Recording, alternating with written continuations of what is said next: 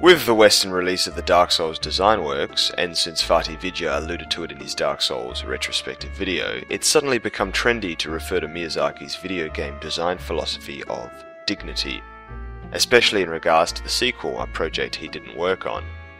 In other words, because dignity in design is associated with Miyazaki, and because Miyazaki didn't work on Dark Souls 2, pundits are eager to criticize some of the sequel's designs as being undignified, and that this is a consequence of Miyazaki's absence. With this video, I'd like to explore that possibility. For those unacquainted with Miyazaki's philosophy, we learned of it through an interview found in the back pages of the Dark Souls design works. He explains that a certain kind of refinement, elegance, and, keyword, dignity are very important to him. He further says that flat-out grotesque or splatter-type designs will not get past him in the design process. He even goes so far as to say that it's a rule he applies to every design that he approves. I hate to say it, but Miyazaki is fibbing. At the very least, he's romanticizing his own loyalty to his ideals.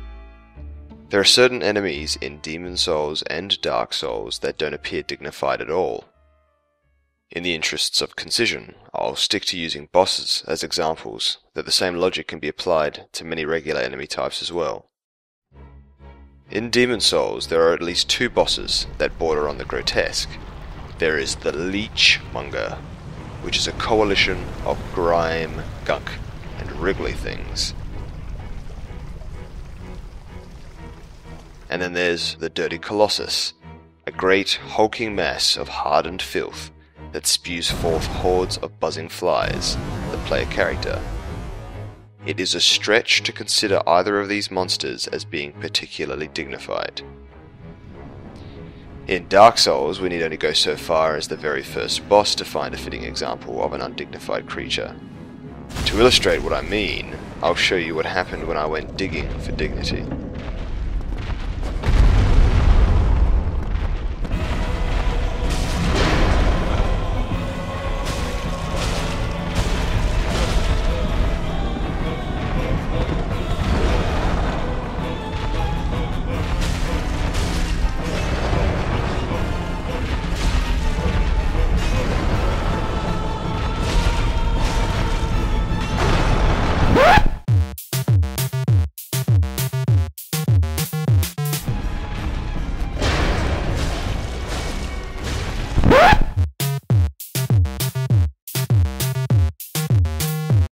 But these are easy examples. It goes beyond this. Look at the old monk, for instance. He may not be grotesque in the same sense as the other bosses mentioned, but he is not quite dignified. It's assumed that the old monk was once the husband of the queen of Latria, and one day he fled his wife's kingdom only to return later with horrible demons in tow, and eventually bring about Latria's ruin. Now a fleshless skeleton, he sits on his throne, presiding over an assembly of vacant chairs which represents the empty husk that Latria has become. The old monk is almost dignified. He sits upon a throne like some proud king. But really, the old monk is playing at dignity. He's faking it. So far we've been using the word grotesque as a stand-in for the word gross. But grotesqueness usually refers to all things ludicrous or absurd. The old monk is a king ruling over a body of demons, who themselves are self-serving and chaotic. He is a king that holds court with an empty courtroom. This is absurdity at its most absurd. Ergo, the old monk is grotesque, and we love him for it. Grotesqueness is not a bad thing. IGN's Rich Stanton is publishing a daily diary that recounts his time spent with Dark Souls 2. He makes several points that are easy to refute, but perhaps easiest to pick on is his evaluation of the game's first boss, the Last Giant.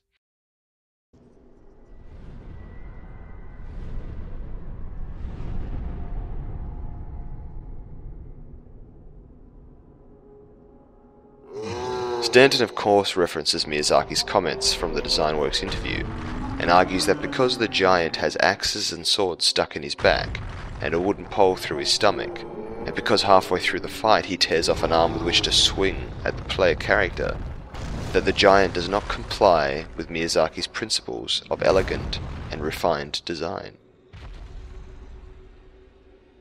This is a knee-jerk interpretation of the boss. Firstly, it's not a wooden pole in the giant's stomach, it's a stone pillar. But seriously, there's a lot of information we can glean from this encounter. When the player character enters the arena, the giant is pinned down by the stone pillar, and he has been so for a very long time. It is only at the sight of the player character that the giant can muster the strength to break free. The player's gut reaction is probably to chalk this up to the giant's rage or hatred of humankind. That begs the question of why the giant feels this way. Many players are no doubt content to stop there by concluding that it's because this is Dark Souls where everything hates you. But if we look a little deeper, we might notice that the size of the weapons hedgehogging from his back are fit to be held by humans. Unless he's into piercings, it's reasonable for us to assume he's been attacked by humans in the past. And considering this boss is depicted as being the last of the giants, it doesn't take a leap of logic to deduce that the other giants were probably wiped out by humans. You can make all these connections before you even know about the war, which I believe occurred in response to the human king's unprovoked invasion of the giants' homeland. In light of this information, it's not hard to view the giant's reaction to the player as being driven less by hatred and more by fear. If the giant hadn't ripped himself free from the stone pillar, you would have killed him as he lay there. Don't deny it. When the giant tears off his arm midway through the fight, it's not a sign of inelegant or unrefined design. It's a sign of desperation. A few users on the Dark Souls 2 Reddit page have claimed that Miyazaki would never have greenlit the design for the Rotten. I can't say for certain whether or not that's true, but I can say that Miyazaki would have been crazy to reject it.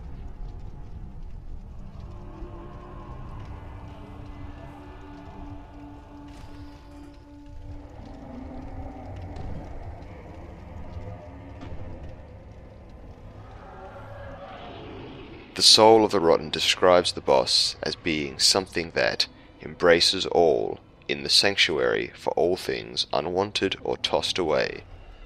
We're told by NPCs that the pit in Majula is where the townsfolk throw their undesirables. Beside the pit, the player's given a glimpse of the short stone statues that pepper the areas found deeper within. Statues that the player is invited to massacre on his or her way down to prevent getting poisoned by them. The Rotten's intro shows the boss vainly trying to reassemble a broken statue. Putting all these pieces together, we can surmise that the little broken statues were unwanted. They were discarded into the pit, and because the Rotten is inclined to embrace unwanted things, he developed an affection for the stone statue, and a grudge against the player character for breaking so many. Or perhaps he simply treats the player character as a representative for humankind's tendency to throw things away. There might be some dignity in that. But let's ignore all that, and focus on the boss's appearance. The boss appears grotesque in both senses of the word. As a monstrosity of corpses stitched together with human legs for fingers, it is undeniably gross, but it is also a butcher, something we know after exchanging its soul for the butcher's knife. A butcher's purpose is to chop things up, or to turn a whole into bits. And this butcher is literally bits that have been turned into a whole. Its existence defies its purpose. That is absurd, that is grotesque, and that is okay. Let me leave you with one final example that perfectly captures the balance of dignity and grotesqueness that permeates the Souls series. There's one boss fight in the series in which you're confronted with both at the same time.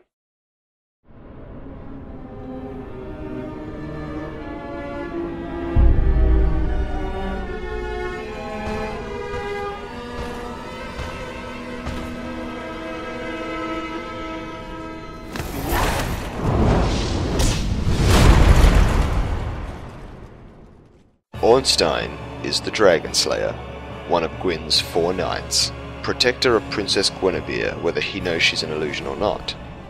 If Smo falls in battle, Ornstein tenderly places a hand on his ally to borrow his powers in one final bid to keep the princess safe, or indeed, exact vengeance upon the player character for the death of a comrade. That is dignified. Smo, on the other hand, is the executioner. He wanted to be one of the four knights, but he never made the cut, principally because he was known for grinding the bones of his victims and eating them. His armor exaggerates his bizarre and unnatural appearance, and if Ornstein is killed by the player, Smo crushes his former ally, whose hand is still twitching with life, and steals his powers in what is presumably one final bid to get some more ground bones for his porridge. Pretty grotesque. I don't think it's quite accurate to view dignity and grotesqueness as two polar opposites existing on competing ends of a spectrum, but the Souls series manages to play them off one another quite successfully, and that is worth remembering if you ever suspect something feels out of place in a Souls game simply for its lack of dignification. Thanks for listening. If you enjoyed this video, you're welcome to show your support by liking it, and if you want to see more, I won't stop you from subscribing.